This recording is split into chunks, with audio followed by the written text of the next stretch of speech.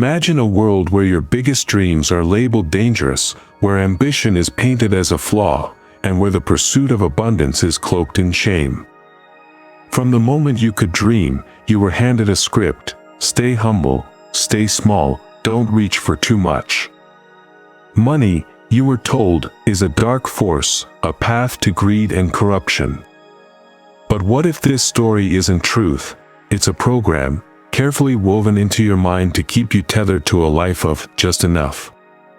Today, we're diving deep into the myth that money is evil, exposing how it's been used to dim your inner spark and suppress your potential. This isn't about chasing wealth for its own sake. It's about dismantling the invisible barriers that keep you from living fully, freely, and authentically. You're here because you feel there's more to life than the limits you've been taught. Let's uncover how this code was built, why it holds you back, and how you can rewrite it to create a reality that reflects your true power. As a young dreamer, your world was a canvas of endless possibilities. You envisioned grand creations, maybe a life of adventure, art, or impact that changed the world. Your heart didn't know limits. It soared with ideas that felt as real as the ground beneath your feet. But the world around you had a different plan. Through gentle nudges and stern warnings, you were taught to scale back your vision. Don't aim too high, a parent might have said, their concern masking a deeper fear. Be grateful for what you have, a teacher urged, as if wanting more was a betrayal of virtue. These weren't just words, they were bricks, building a wall around your boundless spirit. Stories shaped you, too. Fairy tales celebrated the humble hero, poor but pure, while casting the wealthy as cruel or cunning. Movies glorified the underdog who triumphs through heart, not riches, while the rich were portrayed as cold opportunists. Think of the narratives you absorbed: the selfless wanderer who finds joy in simplicity, the greedy tycoon who loses everything to pride. Even cultural sayings, money can't buy happiness, or better poor and honest, wove a subtle thread: abundance is suspect, modesty is moral. You learned that to be good, you must stay small; to be loved, you must not want too much. This blueprint wasn't random. It's a design, crafted to keep you in place. A mind that fears ambition is a mind that doesn't question, doesn't disrupt, doesn't rise. By teaching you to see wealth as a moral failing, the system ensures you stay tethered to a life of compliance, where your energy is spent surviving, not thriving. Yet, deep within, that childhood spark, the one that dreamed of greatness, still glows, waiting for you to clear the debris and let it shine. This conditioning is like a river carving a narrow path through stone. Each lesson, don't be greedy, stay humble, is a current, guiding you away from your natural flow. Your dreams, once wild and free, were channeled into a predictable stream, where ambition feels risky and abundance feels wrong. But rivers can change course. Your spark, though buried, is alive, ready to carve a new path if you dare to let it. Why does this narrative of money is evil persist? Because it serves a purpose far bigger than you. A person who fears wealth is a person who stays in line. They don't challenge the rules, don't question the system, don't step out of the role assigned to them. When you're taught to see money as a source of corruption, you hesitate to pursue it, choosing instead a life of scraping by, where your focus is on survival, bills, rent, the next paycheck. This keeps you busy, distracted, too tired to dream beyond the daily grind. The system thrives on this. A person struggling to get by has little time to ask big questions. Why do I work so hard for so little? Who benefits from my exhaustion? Why are some paths open to others but closed to me? Meanwhile, those with resources, time, money, freedom, can shape their own destinies, build their own worlds. The narrative of the evil rich versus the noble poor isn't just a story, it's a tool, keeping you locked in a cycle of effort without reward. Movies amplify this, showing wealthy villains plotting in boardrooms while honest workers fight for justice. Proverbs praise poverty's purity, as if wealth taints the soul. The message is clear: stay struggling, stay good, stay controlled. This fear isn't just about money, it's about your power. To want more is to claim your strength, to step into a space where you can say no to what doesn't serve you and yes to what lights you up. The system fears this, because a person with resources isn't easily swayed.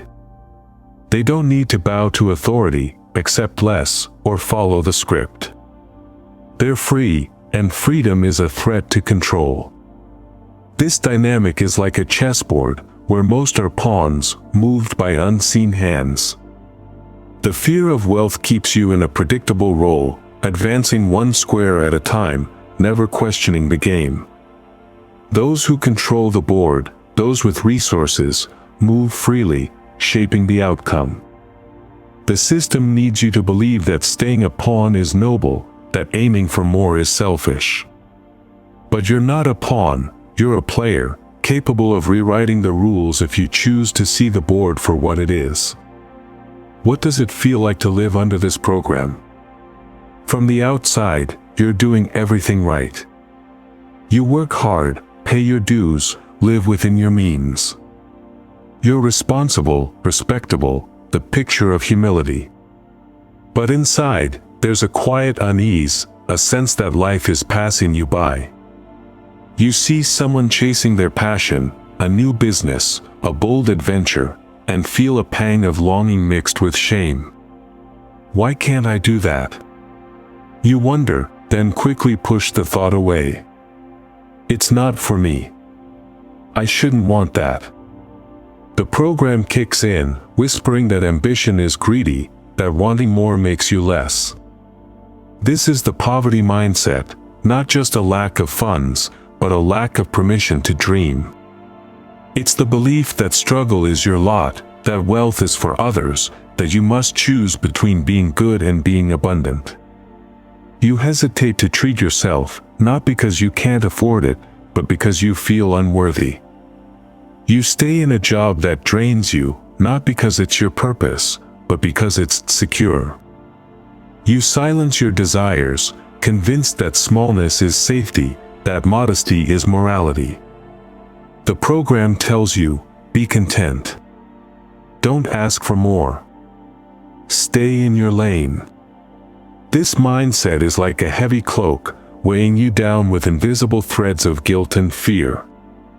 It keeps you focused on survival, paying bills, meeting expectations, leaving no room for creation or joy. You might feel it in fleeting moments, passing up a dream because it's impractical, or feeling uneasy when you spend on something you love. These aren't just choices, they're symptoms of a code that's taught you to limit yourself.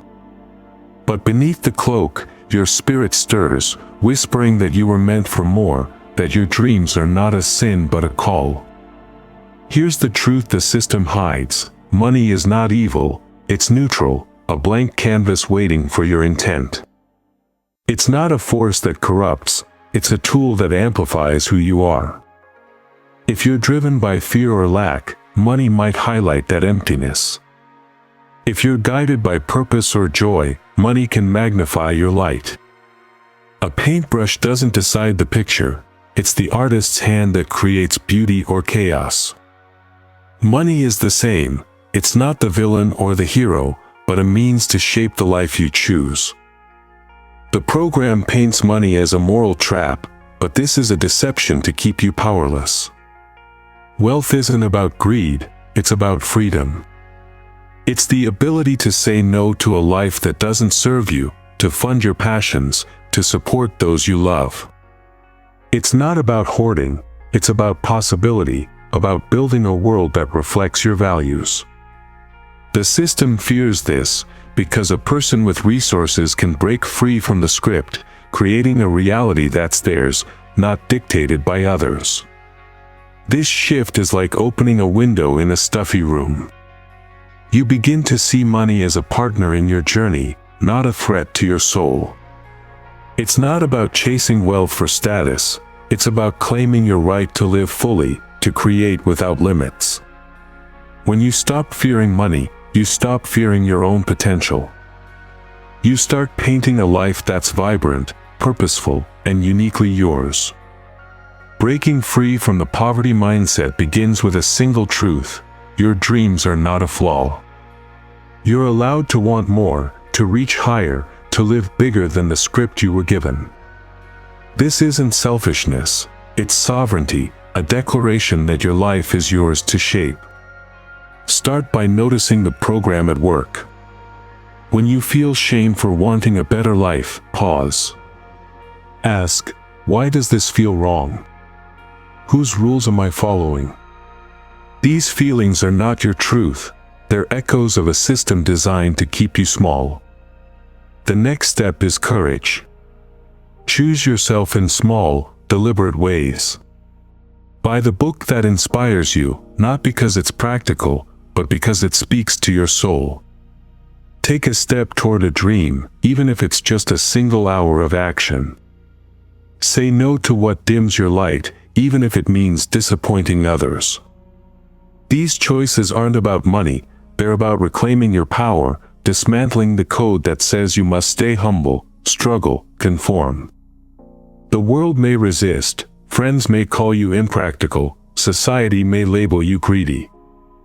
Their voices are the system's final defense, trying to pull you back. Keep moving. Each choice to honor your desires weakens the program's hold. This rebellion is like tending a garden long neglected. Each act of self-belief, pursuing a passion, embracing a joy, is a seed planted in fertile soil. You may stumble, doubting your worth or fearing judgment, but those moments are part of growth. Feel the spark when you choose yourself, the freedom when you act on a dream. These are signs the old code is breaking, giving way to a reality that reflects your truth, not your fears. True abundance isn't about a bank account, it's about a mindset, a life where you're free to be your authentic self. The poverty mindset keeps you trapped, judging others' choices, envying their wins, or apologizing for your own. But when you break free, you stop comparing, stop explaining, stop seeking approval. You build a life that's yours, vibrant, purposeful, alive. You celebrate others' successes, knowing they're proof of what's possible. You surround yourself with those who see your light, not those who demand you dim it. This freedom transforms everything. You no longer feel guilt for wanting more, you see it as a call to create. You stop justifying your joys or defending your dreams. The system may call you selfish, but you know the truth. Choosing yourself is an act of love, a commitment to your soul's purpose. As you shift, the world shifts, mirroring your courage with opportunities, connections, and moments of flow. You're not just living, you're thriving, building a reality that sings your song. Thank you for being here, for questioning the script, for daring to dream bigger. You're not just watching, you're awakening, rewriting the code of your life. Your choices, your light, are part of a greater shift, creating a world where abundance is a right, not a wrong. Keep choosing yourself, keep shining, keep creating.